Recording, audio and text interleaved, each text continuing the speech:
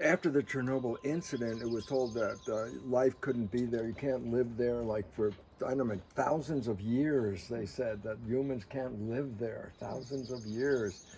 And so there's a whole zone where nobody was allowed to be. And that area now has returned to nature, to the extent that a forest is where the city was. A forest is in the city. Wow. It's covered all around the buildings. It's growing up over all the buildings. There's more wildlife in Chernobyl area than anywhere else around in the Soviet Union. Even with the radiation. Well, that was the point. It was that our fear of the radiation, and nobody told them. and so it's got the richest wildlife. And what was the point? Whatever number of years it was, from destruction to a whole thing taken back to a garden, is a very short period of time. Okay. And the second kind of thing is there are places like in New Zealand and elsewhere where the sea has been restricted, no fishing. And so there are areas, no fishing areas there. There's fishes there at a density that hasn't been there for hundreds and hundreds of years. The fish are all there. So humans are the problem. Fish know exactly where to be because nobody's disturbing them. And but what's the point? It repopulated and replenished a place that was going downhill. So the conclusion is profoundly important, and that is this: the planet is resilient, and we are more like a virus. And that wherever we go, we kill that environment like a virus, and we kill it because we've lost the harmony of how to live in this world. Is harmony, okay? So the idea is, Mother Earth is showing us right now, you're the viruses. You can't be here unless you conform to the harmony of the garden, okay? If you conform, the garden will grow all around you, no problem at all. But there are two reasons why we have been disconnected. Number one is Judeo-Christian Genesis story. They created everything, and then they added us. Gave us domination. And added us at the end. So what is that? We didn't come from that. We were added at the end, so that was a separation. We're not part of nature. We came here after nature. Okay, so that we're separate, and then dominion, okay? Which didn't change very much when science replaced the church as the civilization's truth provider, and science goes, well, it's a result of mutations, which are random events. And I go, well, then our being here was initiated by random events. And I go, yeah. And I say, then what is our purpose? And the answer is, it was random events, which then took purpose out. But in 1650, Francis Bacon created the mission statement of modern science. And the mission statement is to dominate and control nature. Same as the church story. And now with science added to it, I say, how's that going? How's that going?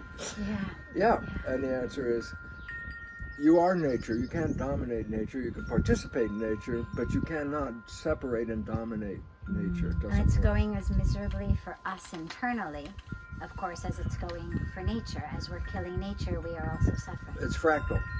So whatever is going on the outside is giving a vibration of what's going on the inside. And what's going on the inside is manifesting what's going on the outside. And I used an example of that. I used the Great Depression.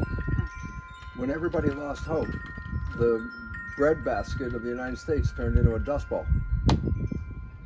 It was only when they came out of that dismal, depression mentality with FDR that the dust bowl disappeared. So it's like, wow, what a coincidence. When everybody got depressed, it turned to a dust bowl, and when everybody got better, it started growing again. No, it's us.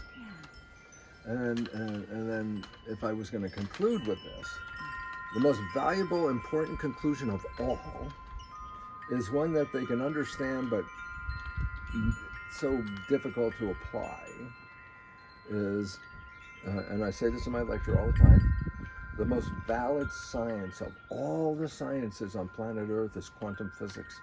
There is no science that's been tested and affirmed to be truer than quantum physics. I go, so why? I said, well, if you're going to challenge a science, at least the last one will probably be quantum physics.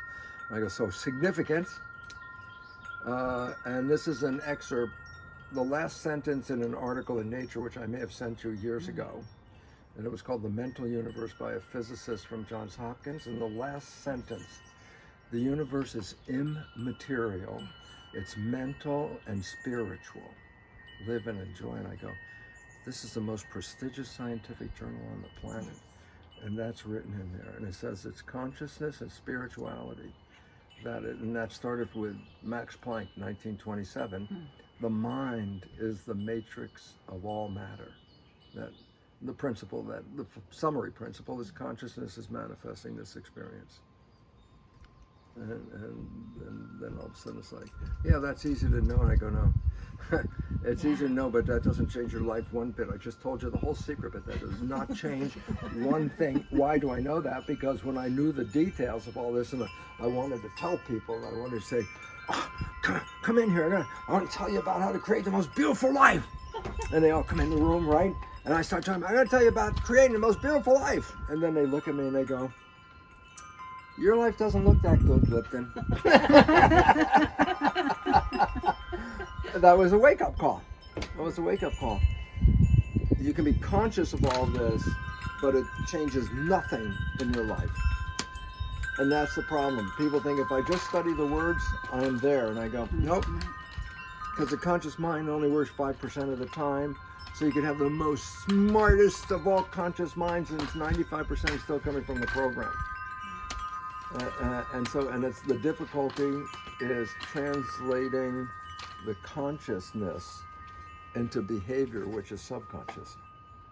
So I have access to knowledge, but that knowledge doesn't penetrate. Just because I'm smart about it doesn't penetrate my behavior. Those are habits, and habits learn in a different way. So no matter how, wow, that's cool. That's like nothing. Subconscious has nothing to do with anything I talked about. And yet subconscious is controlling it. So the hardest part is to get a discussion across to say, basically, this is the hardest part. And I go, what? This is a truth. But if you really understand this truth, you have to change the way you are living. Because you're living by some materialistic, Darwinian, Newtonian, give me more matter, I'll be happier. And it's like, that has nothing to do with that at all. Because happiness is not an object. And so what's a revolution? Well, we've been programmed on materialism. Give me more matter. And it's like, no. Because what do you get? I love it because we did Psyche training session, and there was this professional wrestler. And his persona in the ring is like a bad guy. So he has to dress up and do the acting and the wrestling. He's like, oh, I'm the bad guy. And everybody would boo him. That was his job, to be booed, And he came to Psyche because he was really depressed by it. Why? Because his job is to be hated by people. It's like, well, that's not a great job. But so we said, well, what are you looking for? And he said, well, if I could maybe be an announcer for this, I could be an announcer. And then he said, okay, and you get to be an announcer, and what is that? What's that good for?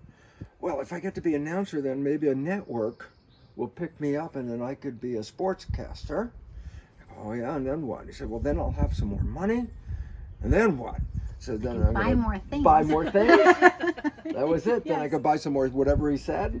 And then, and finally, we kept pushing to the last one. It was like, and what do you get from getting this? And finally, after a litany, I'll be happy. Happiness. I'll be happy. So I remember Rob and I looked at him, and Rob says, well, you could be happy from gate one. You didn't need to do any of this stuff to be happy. Because in the mind there's a trail, and if you follow this trail, But isn't it a tragedy how many people spend so much of their lives suffering, looking to be happy, but looking in the wrong places, spending all of their time and energy to follow this trail that doesn't actually bring the happiness, because even if he actually did do all of those Yeah. things, even if you simply could say, well, that was a circuitous route, but at the end it did bring happiness, that would be different. But we know you go through this whole circuitous route, Don't pick it and up. at the end you're still not happy. No, that's what the rich people are. They got all this Exactly. money, but they're not happy. And it's like, yeah, well, you could buy anything you want. It's like, yeah, but at some point, buying is not happy. I was happy to have it. And I said, well, happy Yeah. didn't have to be it. Happy could be happy. But people have been programmed Yes. to conform to a machine that requires them A, to work, and B, consume. Yeah. Work and consume, work and consume. And that will make this machine work like this, okay? And in terms of the environment, then, what we're seeing is that sense of consumption. Of course, everything we consume is produced somewhere. It's produced out of raw materials. And so not only do we end up tired, bankrupt, and all of, both financially and energetically, and still not happy, but we also end up buying, consuming things that are being produced in factories that are polluting the air and the water and the soil. And pillaging the resources. Exactly. With the idea that this can go on forever. And it's like, no, that's already been established that cannot go on forever. In fact, we need 2 Earths to provide the resources for today. And we don't have it, bottom line. And this becomes, this whole issue is, we have been diverted to be a programmed piece in a machine. And I loved it in the movie The Matrix. Neo asked Morpheus, what do they want, the Matrix? What do they want? And he holds up a battery. He said, to turn people into batteries. In other words, energy units to make whatever you want. To make it all work and run like function. that. So the Matrix is to program you to be an energy unit. So we just keep buying. And you want working the in a inside certain joke way. that I use sometimes? We buy so much that we have to rent spaces somewhere else to store the extra stuff that we got. We have so much material, I got to rent a place to store it. But we bought it thinking it was going to make us happy. And then got put away. Exactly. And, here we are where your woods burned down last year, tragically. And I would imagine that so much of the logging is to produce more things. Mm-hmm. Well, they sure as heck cut down a lot more trees than many of us think were necessary. And then what they did is so they came up emergency, cut down the trees because they're damaged, they'll die, they'll fall over, blah, blah, blah. And interesting, they marked every tree they cut down with a green X on it. And the reason is, well, not only did they cut them down, but now they own them. So any logging with a green X belongs to the companies that cut them down. So all of a sudden, all this free wood is You can't even have your own wood on your property when they mark it like They do it on people's individual property as well. So they can come onto your property, mark your trees with a green X, and then they own the trees on your property. Wow. They come and log them and load them on a big logging truck. Trucks that take them away. What a So they're tragedy. scorched on the outside, but the wood on the inside. Well, of course, I was telling Margaret earlier that one of my favorite things when you go to Muir Woods is so many of those trees, the old growth trees, are burned at the bottom. Yeah. And the whole bottom of the tree is black. In many cases, it's hollowed out. And yet out of that is this 200, 300, 600 foot tree that has emerged from that. Yeah. And It's so amazing. obviously being scorched on the outside does not mean No, No, for a matter of redwood. fact, Not for scorching redwoods. scorching a redwood germinates the seeds. The seeds will not grow unless they get scorched. Really? That's why there's usually a ring around the mother tree that is black, blackened, it's been burned or something, and then there's a whole ring of trees. It's called a fairy ring.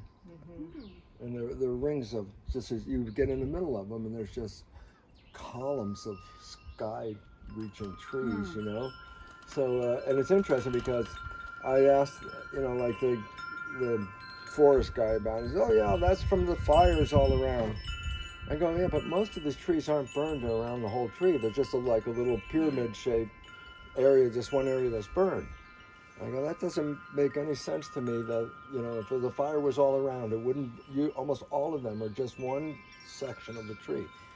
And then I asked them about it, but they tried to like slough me off. And the question was, lightning hits these trees. They're the tallest damn things on the planet. And that lightning goes down a tree to the ground, grounding. And it would burn the tree, but it wouldn't burn the whole tree. It would burn where the sparks came down.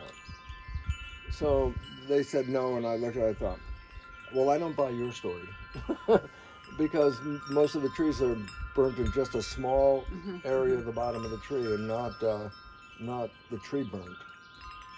And so for people who are not sitting with us here on your beautiful patio, but who really care about the redwoods. Yes.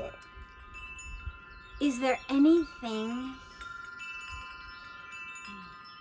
that you would say for them in their lives that could help protect and preserve this incredible forest? Well, it's like, number one, they're the largest living organisms on the planet. There's nothing bigger than a redwood tree. Number two, they're thousands of years old, 3,000 years old and stuff like that. They're a monument to nature and time. And understanding the harmony that existed here with all those redwoods. It's going back to indigenous, Native American, First Nation people in Canada, etc. They're understanding that this was a garden, and they treated it as a garden. We understand it as a resource. All of a sudden, the gardening aspect isn't as important as how much can I get out of the resource. It is so tragic, that whole concept of natural resources, Yes. as though trees and water were somehow a commodity put here for us. Yeah. And that is exactly what I think majority of our culture believes and sees him as. Not as another being, not as a living organism put here for some higher purpose. And, I think even though obviously it takes a while for old growth to happen, I think planting trees, obviously, even though it's a new start. Yeah. And like when we moved here Oh, over it's 20 beautiful, years but ago, it's right behind this fir tree. Straight behind planted it is a little ring. of redwoods. If you go look over on the porch on the other side behind this red, you can see the light. You go this way, and look to the right of this evergreen tree, and there's redwood trees that have grown up 40 or 50 feet since we planted them. Yeah, and yes, it's taken over 20 years, but they're there. I mean, And they they're start growing. someplace. So Yeah. But the idea is this: every species that came into nature came in because some species went out of balance, and the new species came in to bring the harmony back. But then generally the new species then goes out of balance. Then another species comes in, and every new species is more powerful and controlling underneath than the bottom species. Right. but don't they go out of balance? I mean, now, whatever reason that happened before, climate change, different natural disasters, what we call natural disasters. But now it's out of balance because of us. Yes. So that's what we're talking about So here the point now. is, if you want to come back into balance, then the first thing is then we have to do what the problem, stop doing what the problem is. Right. Okay, and that the idea is we had a mission, as every other animal's had a mission to be here. They didn't get here by accident. They got here because of a need, whether it's a parasite to overtake something that's growing way too fast or something like that. Which then gets balanced, because when it kills a certain number, then it also goes away to a degree, right? And so the point about it is the Genesis story and the Francis Bacon story, which are both to dominate and control nature, lead the vision that we are not connected to nature, that we are a separate entity, just we're here. Right. And it's like, no, that never was the reason for being here. Yes. The reason was always to bring harmony and balance. And indigenous people knew this. Of course. Anybody who lives with the earth. Yeah, one knows that. Yes, From of course. You feel their it. being. You don't need to read it in a book. You just No, need it's to not knowledge hug a that tree. you learn. It's not book learning, you know. But the other way it goes out of is by us, our arrogance and thinking that we see certain things as not valuable and we want to get rid of them in the environment. We don't see how it's part of the balance. It's like bringing mongoose in to this happened in Hawaii. You know, they brought them in to handle some Snakes? It's snakes. Yeah. But the mongoose, right, one comes out at night, one's nocturnal, one's in the daytime. Everything we've done like that, because there's stories like that in every country around the world where we bring something in because we think it's a natural way to handle it, but they're not indigenous to that area. Or take things out. And they have no natural predators. They're not in the balance. So that throws everything out of balance. And that's what happened in New Zealand. They had no mammals that evolved there. That's why they had so many land birds. There was nothing that would eat a bird. There were no ground predators. Isn't that amazing? It's beautiful. It's like the Galapagos. Yeah. And then they brought possum in to. Then rats came off the ships. On the ships. Then they brought possums to eat the Then rats, dogs but they and ate cats the trees instead. And all the ground birds You got know, eaten. Yeah. I mean, it's like there's just so many stories. I'm not. Yeah, even but aware of. and it's not just what we brought in, but taking things out, getting rid of whales, without recognizing when you really get into it, which I didn't know, is that they make these circular motions from the top of the water, go down to the bottom, and then shoot back up, and this creates a current flow that takes stuff from the tops and brings it down, but takes the bottom stuff and brings it back up again. And the bottom stuff is where all the organic food is. Oh. So for all the fish. That's why the fish, but the fish would stay up at the top because the whales would bring the nutrients up to the top. But then you cut the whales out and there's no current flow. Right. And all of a sudden parts of the sea that depended on whales to make a flow because that recirculated Then the fish material. are dying out. Right. Well, and we just had a couple of days ago. It was World Bee Day, and I learned that they are the world's biggest pollinators. And you think most people think, yeah, things would be better off without bees, right? I mean, don't worry about getting stung. And yet you don't even realize actually that if bees didn't exist, nothing would exist. There would not be food. Yeah. Right. And so now we have two hammers: the loss of the bee population, and then the destruction of the growing environment at the same time by people. And the other lost one that's a really big one because the story is so beautiful when it comes circle is killing the wolves.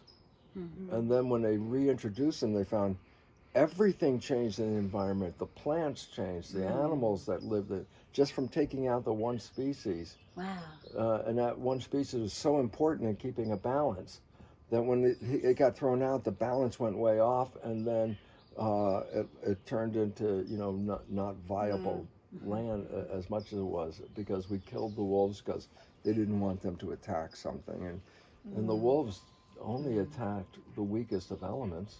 Yeah. So they were doing nature's pruning. Yeah. But then we know better, so we got rid of them And the pesticides. and killing. Well, that's of course. Which now, instead of like the whales and like everything we're talking about, instead of learning what the value of things are, or how to work with nature by improving things so that there are good insects that come to eat those insects, we just think we'll just kill them. And spray all the chemicals on the ground, Yeah. and then make the food toxic, and it seeps into the groundwater, and the groundwater is toxic, and then the rivers are toxic, and then that people drink Roundup, from the which river. Exactly, was and look how long it took us to figure out that spraying poison on food poisons us. Isn't that funny? When you think, How could we not realize that spraying poison kills us? To me, those caveats that they put on things about could cause birth defects or pregnant women should be careful. I've always thought about, well, all of us are really just big fetuses. It's not like a fetus is a different species from us. We're basically just big fetuses. And if something is so detrimental to a fetus, you think, really? It's not going to be detrimental to us? Of course it is. Where's the connection? Yeah. I mean, And even if it's detrimental to a ladybug. Exactly. Yeah, a little bit of some different DNA here and there. But that life is the same. Right. And if you're detrimental to life, you're going to be detrimental to all of life. That's right. All And of life, the idea that it's really put into the mind of a separation. I am not nature. Well, it's It like, is. well, yes, you are. Sorry, but that was wrong. And that's why planetary health and human health are hand in hand. And since we've undermined planetary health, humans are now in health crises everywhere around the world because they're not in harmony. No more harmony. Of course. Well, the idea that without clean water and clean soil and clean air, we could possibly be healthy at all is just ridiculously tragic, or tragically ridiculous. Well, and this issue of controlling, and the one that is like the most abominable one for me is controlling water. Mm-hmm. Oh, you want water? You have to pay for it. It's like, huh? What? That is like, you can't own the water, but somebody does. Yeah.